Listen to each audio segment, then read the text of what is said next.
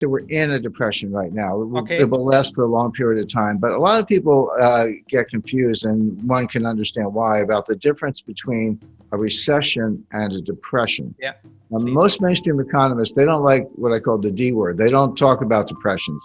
They talk about recession. So a recession is conventionally defined as 2 or more consecutive quarters of declining GDP.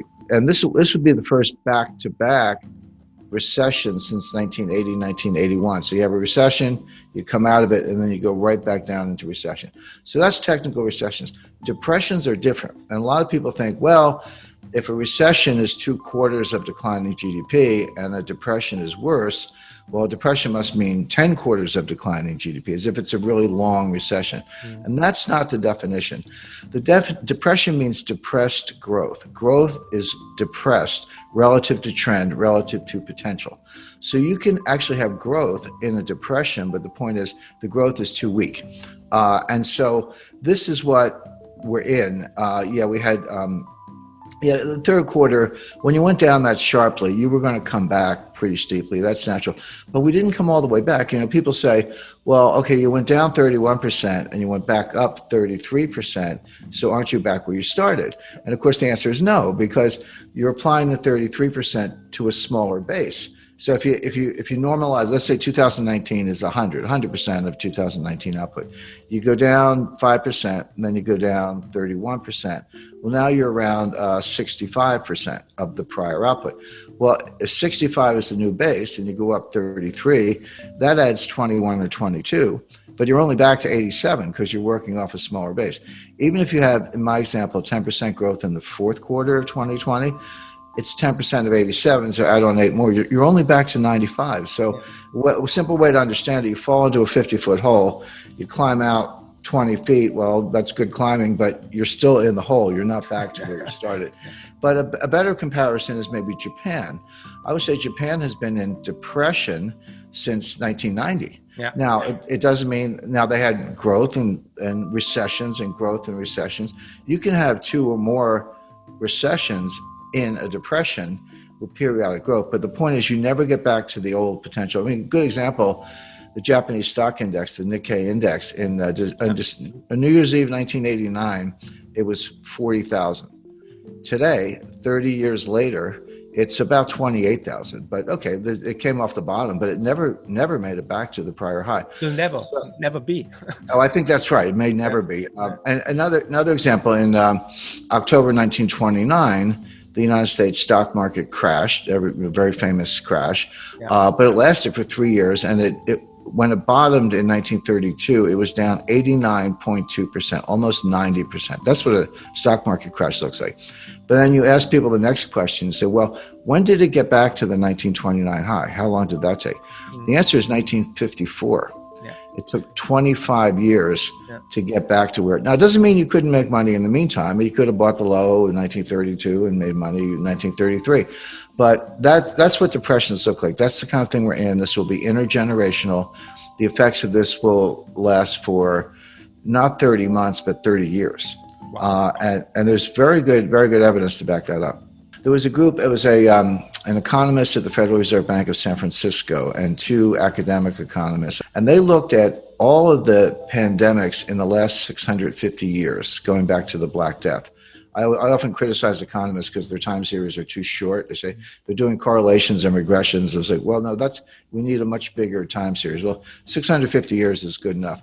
But they went back to the 1350s, to the Black Death, and they looked at every pandemic in which 100,000 or more people died. The fatalities were 100,000 or more. Of course, the 2 worst were the Black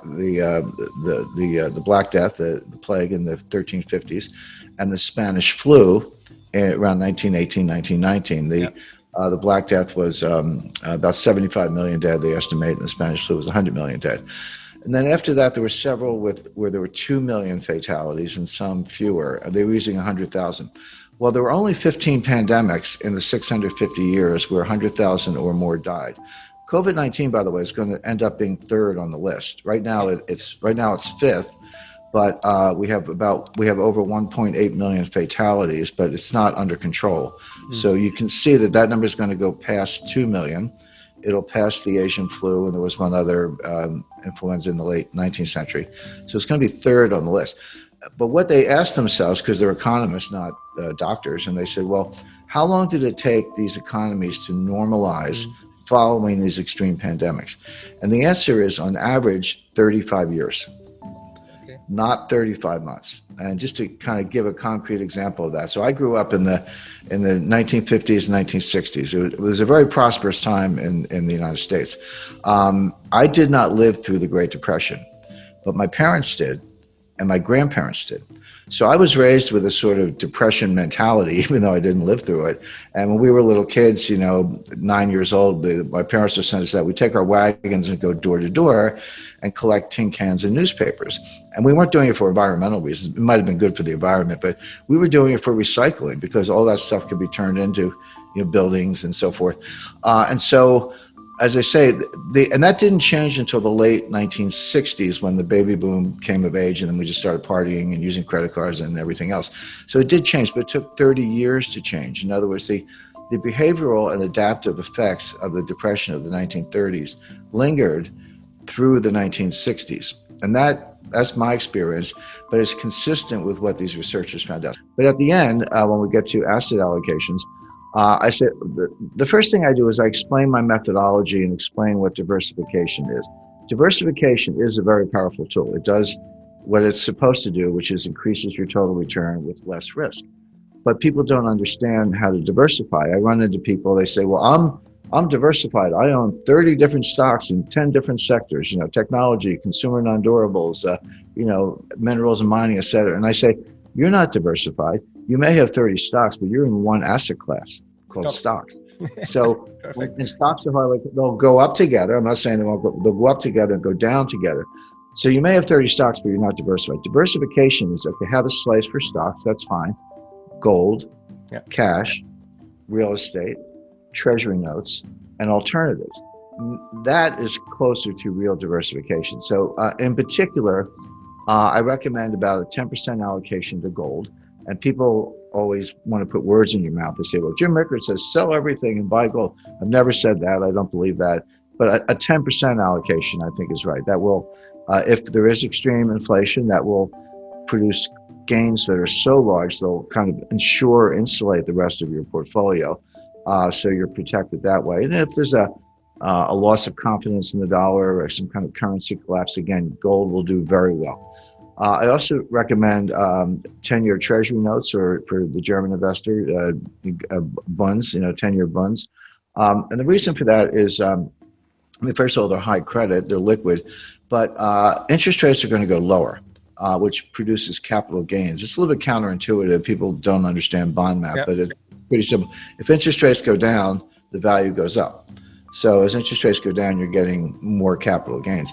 So we have a lot of, very smart, very prominent people in the United States, Jeff Gundlach, Bill Gross, Dan Isaacson at PIMCO, and others who say, the interest rates are too low. This is the greatest bond market bubble in history. Short the bond market, et cetera. One by one, they've been carried out feet first. They've been wrong about that.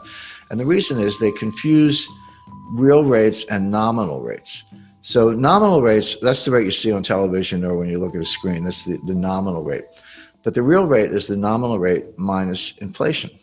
And the problem is nominal rates are low. That's true, but real rates are not low. I borrowed money in 1980 at 13%. That was my first mortgage. My mother cried because her first mortgage was 2%. But I said, Mom, I'm borrowing at 13%, but inflation was 15%. So my real rate was -2. Plus taxes were 50%, 50, and my interest was tax deductible. So I got a tax benefit on the money I was paying of 50% on the 13%. So that's another 7%, 7.5%.